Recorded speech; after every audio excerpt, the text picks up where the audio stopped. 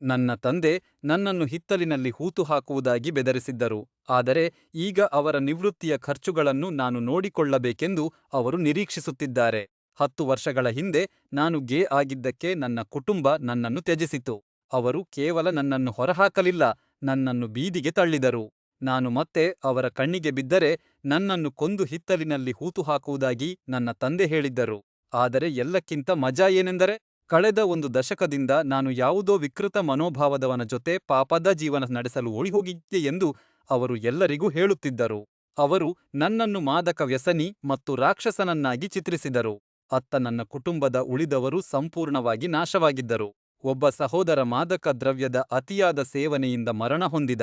ಇನ್ನೊಬ್ಬ ಅಪ್ರಪ್ರಾತ್ ವಯಸ್ಕರ ಮೇಲೆ ದೌರ್ಜನ್ಯ ಎಸಗಿದ್ದಕ್ಕಾಗಿ ಜೈಲಿನಲ್ಲಿರುವ. ನನ್ನ ತಂಗಿ ತನ್ನದೇ ಭಾವಿಯ ಮಗುವಿಗೆ ಗರ್ಭಿಣಿಯಾಗಿದ್ದಾಳೆ.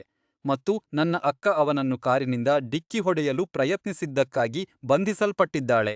ಈಗ ಇದ್ದಕ್ಕಿದ್ದಂತೆ ನನ್ನ ತಾಯಿ ನನ್ನನ್ನು ಕ್ಷಮಿಸಲು ಸಿದ್ಧಳಾಗಿದ್ದಾಳೆ. ಅವಳ ಮಾರ್ಗದರ್ಶನದಲ್ಲಿ ನಾನು ಪಶ್ಚಾತ್ತಾಪ ಪಡಬೇಕು ಮತ್ತು ಸುಧಾರಿಸಿಕೊಳ್ಳಬೇಕು ಎಂದು ಅವಳು ಬಯಸುತ್ತಾಳೆ. ಮತ್ತು ನನ್ನ ತಂದೆ, ಅವರು ಶೀಘ್ರದಲ್ಲೇ ನಿವೃತ್ತರಾಗುತ್ತಿದ್ದಾರೆ. ನಾನು ಮಗನಾಗಿರುವುದರಿಂದ ಅವರನ್ನು ಆರ್ಥಿಕವಾಗಿ ಸಲಹುವುದು ನನ್ನ ಕರ್ತವ್ಯವಂತೆ. ಹಾಗಾಗಿ ನಾನು ಗೇ ಆಗಿರುವುದರಿಂದ ನಾನು ಕೆಟ್ಟವನಾದೆ. ಆದರೆ ನನ್ನ ಜೀವಕ್ಕೆ ಬೆದರಿಕೆ ಹಾಕಿದ ನನ್ನ ತಂದೆ ದೈವಭಕ್ತ ಆದರಾ? ಹೋಗಿ ದೂರ ಇರಿ.